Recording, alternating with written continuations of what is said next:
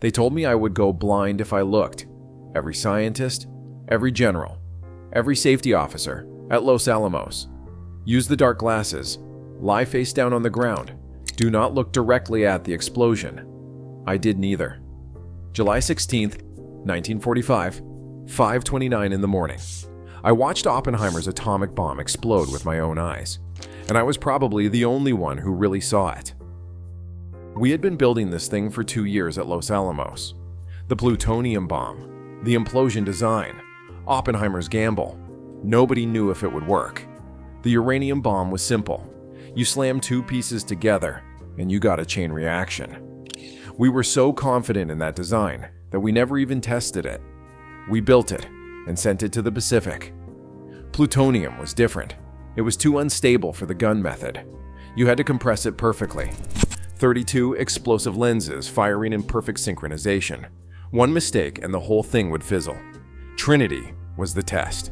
It was our only chance to know if Oppenheimer's design would work before we used it on Japan. The pressure was enormous. If it failed, we had nothing. The war would drag on. More Americans would die. If it worked, we would have a weapon that could end the war in one flash. The night before the test, they held a safety briefing. Everyone gathered in the barracks. Scientists, soldiers, observers. 425 people total. The safety officer stood up front with a box of equipment. He held up a pair of dark welder's glasses, shade number 14, almost black. He said these are mandatory. The flash will be brighter than the sun. If you look at it directly, you will suffer permanent eye damage. Blindness. Do not look at the explosion without these glasses. He demonstrated by putting them on. You could not see anything through them, just darkness. He added, if you are within 10 miles of the tower, lie face down on the ground. Cover your eyes with your hands. Do not look up until 30 seconds after the detonation. I raised my hand. I asked what actually damages the eyes. What is the mechanism? The safety officer looked annoyed. He said the brightness, the intense light. But specifically, I asked, what wavelength, visible light or ultraviolet? He replied, does it matter? Just wear the glasses. It did matter, because I knew something he didn't. Bright visible light does not permanently damage your eyes. Your pupils contract. You blink. You look away. Evolution gave us reflexes for brightness. Ultraviolet radiation is what causes permanent damage. Ultraviolet penetrates the cornea, burns the retina. That is what blinds you. And I knew that glass blocks ultraviolet light, almost completely. After the briefing, I walked outside. I looked at the trucks parked around the observation area, the military transport vehicles. Each one had a windshield. Perfect. The morning of July 16 arrived. I woke up at 4 a.m. I drove out to the observation point 20 miles from Ground Zero, Campania Hill. The desert was cold, dark, and silent. Scientists were setting up equipment, cameras, spectrographs, radiation detectors. Everyone was nervous, checking their instruments twice, 3 times. I saw Oppenheimer standing alone, smoking. He looked terrible, had not slept, chain smoking one cigarette after another. His entire reputation rode on this test. At 5 a.m., the safety officer started handing out the dark glasses again, walking around to each person and making sure everyone had a pair. He got to me and handed them over, saying, put these on before the countdown starts. I took them and held them up to my eyes. I looked through them at my flashlight and could barely see anything, just a faint green glow. I said, these are too dark. I will not see anything through these. He said, that is the point. You are not supposed to see it directly. I said, but we are 20 miles away. He said, it does not matter. You will go blind. I looked at the trucks again, then back at him, and said, I will use the windshield. He stared at me and asked what. I said, glass blocks ultraviolet radiation. I will watch through the truck windshield. That will filter out the dangerous wavelengths. I will be fine. He said, you will go blind. I said, no. I understand the physics. Ultraviolet light is what damages eyes. Glass absorbs ultraviolet.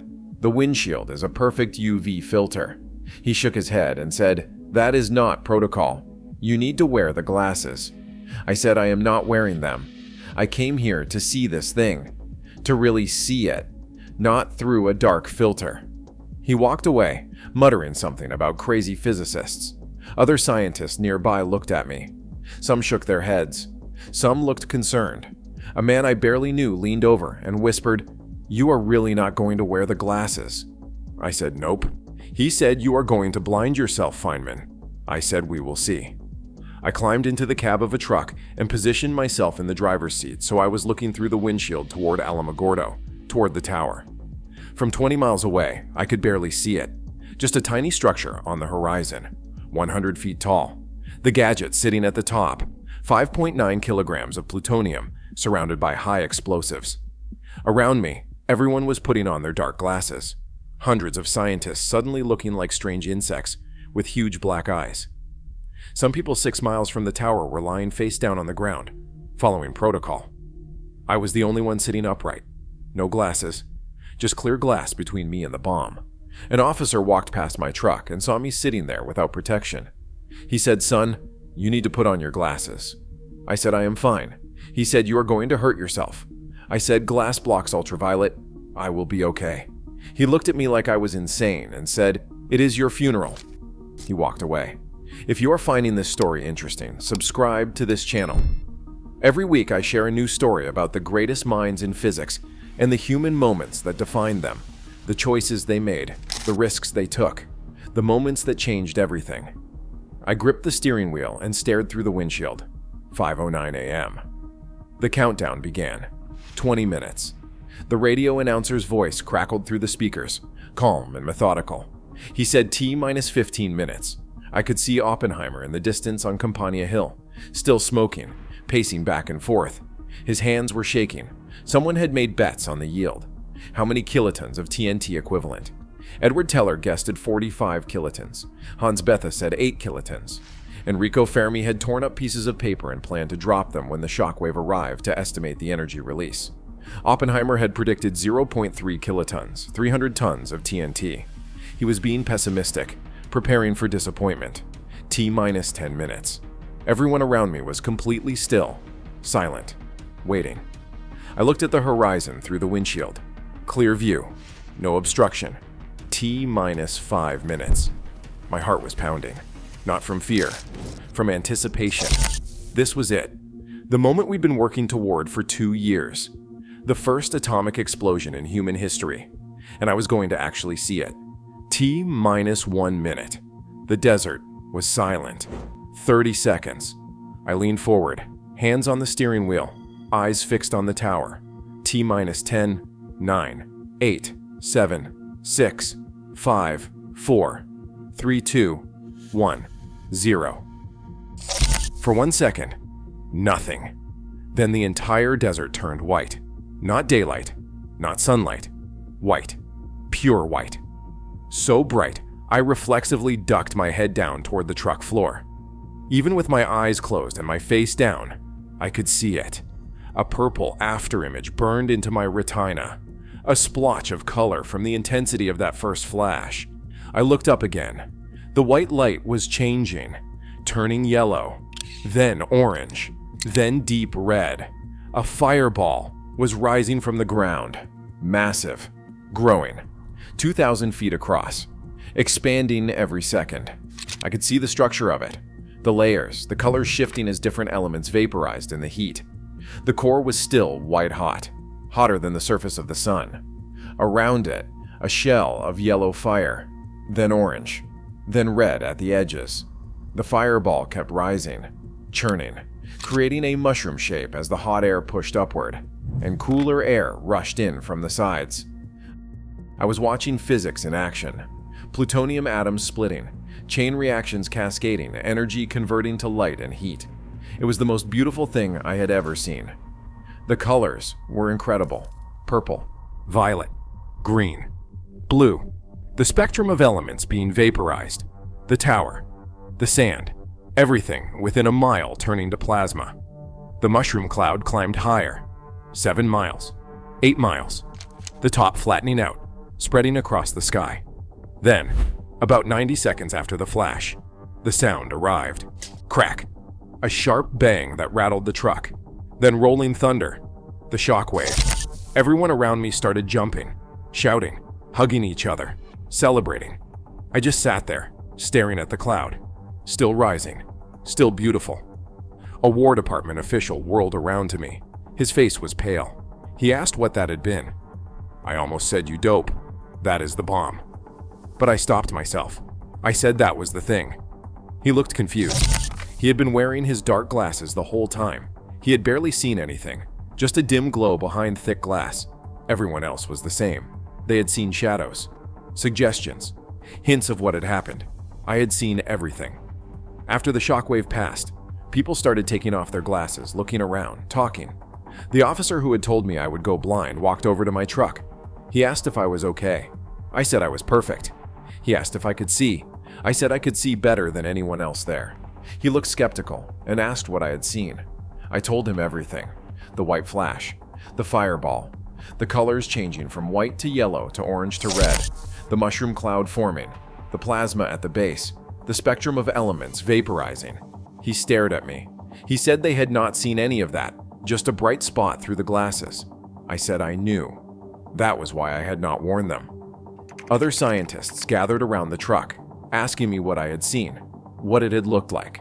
I described it, the details, the physics playing out in real time. They had missed it. All of them, following protocol, wearing their dark glasses or lying face down. I was probably the only person at Trinity who actually watched the explosion with human eyes, the only one who really saw what Oppenheimer created. Later that morning, we got the preliminary yield estimates. 18 kilotons. Some measurements said 21 kilotons. 21,000 tons of TNT equivalent. 70 times more powerful than Oppenheimer's pessimistic prediction. The steel tower had vaporized instantly. The sand within 300 meters had melted into green glass. Trinitite. The shockwave had been felt over 100 miles away. We had succeeded beyond our wildest expectations. I saw Oppenheimer afterward. Someone asked him what he thought when the bomb went off. He said he remembered a line from the Bhagavad Gita. "Now I am become death, the destroyer of worlds." Kenneth Bainbridge walked up to him and said, "Now we're all sons of bitches." They were both right. We had built something that could end civilization, and it worked perfectly. But I don't regret watching it. People ask me why I refuse to wear the dark glasses. They think it was recklessness, arrogance, showing off. Maybe it was, but it was also something. I had spent 2 years calculating how this bomb would work, running simulations, solving equations, testing theories. I knew the physics. I knew the glass blocks ultraviolet radiation. I knew that 20 miles was far enough that the thermal radiation wouldn't hurt me. I knew the shockwave would take 90 seconds to arrive. I trusted the physics, and when the moment came, I wasn't going to hide. I wasn't going to miss it, because someone who didn't understand the science told me to wear glasses that would blind me to what was actually happening. I was going to see it, really see it. So I did. While 424 people looked away, I watched Oppenheimer's Trinity. I saw the first atomic explosion with my own eyes, and I was right. If this story moved you, please leave a like and subscribe. Every week I share a new story about the people who changed physics and the moments that made them human.